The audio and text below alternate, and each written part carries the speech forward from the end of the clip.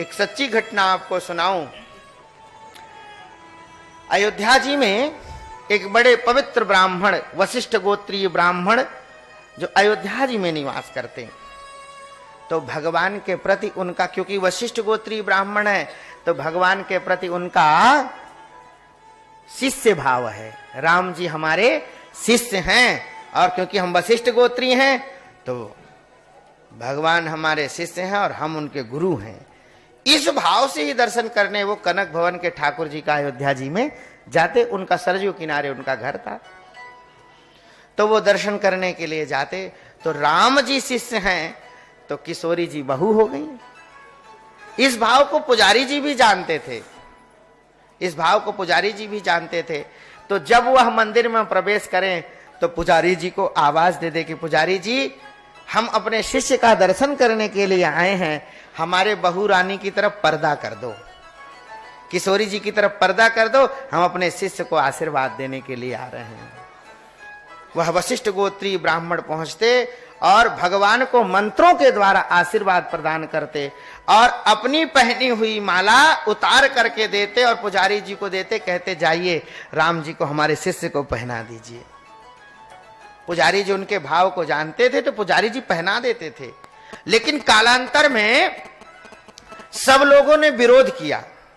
यह विरोध किया लोगों ने कि भाई वह भगवान है और भगवान को कोई मनुष्य अपनी उतरी हुई माला पहनाए, यह उचित नहीं है, यह अच्छी बात नहीं है।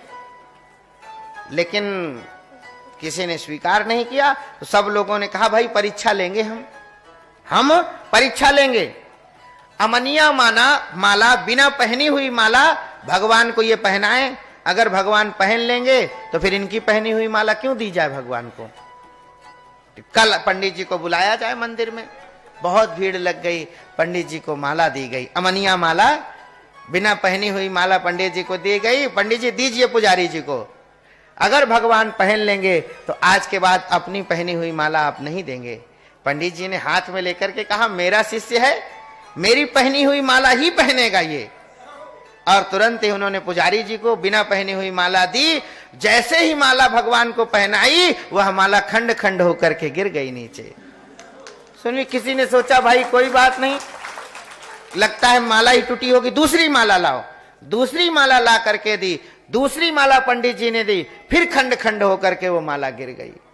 पंडित जी के नेत्रों से अश्रुधारा बहने लगी। अरे मेरा शिष्य है, मेरी पहनी हुई माला ही धारण करेगा। अमनिया माला लेकर के आए, पंडित जी पहने और पंडित जी पहन करके उतार करके पुजारी जी को दिया। बोले जाओ अब मेरे शिष्य को दे दो, वो धारण कर लेगा। और दिया तो भगवान ने वैसी ही माला पहन ली, वैसी ही माला पहन ली। अब लोगों को विश्वास हो गया और वो नित्य प्रति वो दर्शन करने के लिए आते। तो किशोरी जी की तरफ पर्दा कर देते। एक दिन की बात है, पुजारी जी ने प्रमाद कर दिया। पुजारी जी तो रोजाना कर देते थे, लेकिन आज पुजारी जी ने प्रमाद कर दिया और पंडित जी सीधे मंदिर में प्रवेश कर गए। वशिष्ठ गोत्री जो ब्राह्मण थे सीधे मंदिर में प्रवेश कर गए और जैसे ही किशोरी जी ने देखा कि गुरु जी आ रहे हैं, तुरंत ही किशोरी जी राम जी के पास से उठ करके और पर्दे के पीछे आ गई। उठ के स्वयं चल करके पर्दे के पीछे आ गई। यह देख लिया पंडित जी ने, यह पंडित जी ने देख लिया। उन्होंने कहा अरे आज तक कभी कौशल्या माता ने, कौशल्या अम्बा ने आज तक मेरी बहू से यह नहीं कहा कि दीपक बुझा दो। इतना भी आज तक उन्होंने नहीं कहा है कौशल्या ने कि हे किशोरी दीपक बुझा दो तुम। और मेरे लिए इनको यहां से चल करके जाना पड़ा, संकोच करना पड़ा। आज के बाद दर्शन करने नहीं आऊंगा मंदिर में।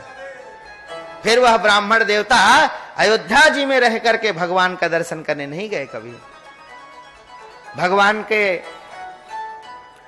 जल विहार लीला होती है, सरजू जी में भगवान को नौका विहार कराया जाता है। तो सरजू किनारे किनारे कराया जाता है। भगवान को सुंदर श्रृंगार करके और सुंदर मुकुट चवन आदि धारण करा करके फिर भगवान के जल विहार की लीला होती है। जैसे ही जल विहार की लीला प्रारंभ हुई और उन्हीं पंडित जी के दरवाजे से भगवान की नाव निकलने लगी, उन्हीं पंडित जी के दरवाजे से नाव निकलने लगी। प्रत्यक्ष सब संतों ने देखा, जैसे ही उनके दरवाजे से नाव निकली भगवान का मुकुट गिर गया। भगवान का मुकुट गिर गया अपने आप।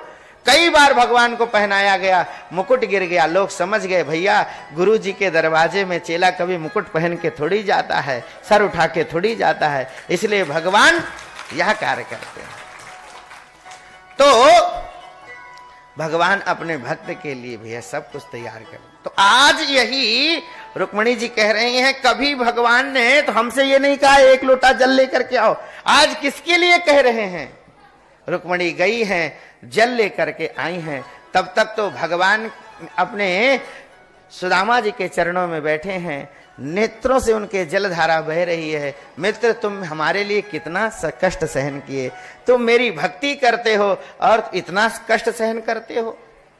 भगवान के नेत्रों से जलधारा बह रही है, सुदामा के चरणों का प्रक्षालन कर रहे हैं। रुक्मिणी जी लाई हैं परात रख करके और रुक्मिणी जी जल डाल रही हैं, भगवान सुदामा के चरणों का प्रक्षालन कर रहे हैं। भागवत में लिखा हुआ है कि उस जल को भगवान ने अपने सिर पर धारण किया है।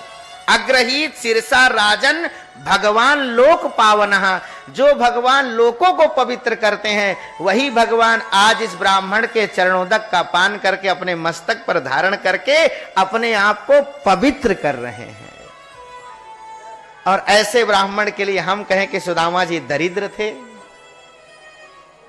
उन्होंने चने चोरी किए थे, ये कहीं नहीं लिखा है भैया, ये कहीं नहीं लिखा है।